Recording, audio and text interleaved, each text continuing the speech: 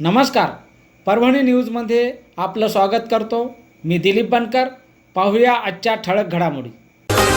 परभणी सामाजिक कार्यकर्ते कालवा चौकीदार सिंचन शाखा क्रमांक 25 जायकवाडी पाटबंधारे विभाग क्रमांक 10 मंदिर येथे ते कार्यरत असणारे देवीदास कोंडीबा महामुने यांनी नूतन जिल्हा पोलीस अधीक्षक कुमावंत यांचा पुष्पगुच्छ देऊन केला सत्कार.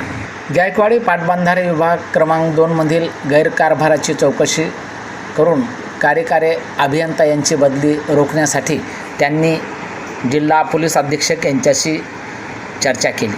पाटबंधारे विभागातील 3 व 4 कर्मचाऱ्यांच्या अडीअडचणीत या न सोडवताच धुलाई भत्ता, वेळेवर पगार न होणे आदी समस्या जिल्हा पोलीस अधीक्षक यांच्यासमोर त्यांनी ठेवल्या. भांडारबार सतीश साहेबराव जंजाळ, शाखा अधिकारी गजानन रमेश वैरगड यांच्यावरही त्यांनी भ्रष्टाचाराचे आरोप ठेवत त्यांचीही चौकशी करण्यात यावी अशीही यावेळी सत्कार करताना सामाजिक कार्यकर्ते कालवा चौकीदार देवा महामुने यांनी जिल्हा पोलीस अधीक्षकाशी मागणी केली. परभणी न्यूजच्या वतीने घेतलेला हा वृत्तांत.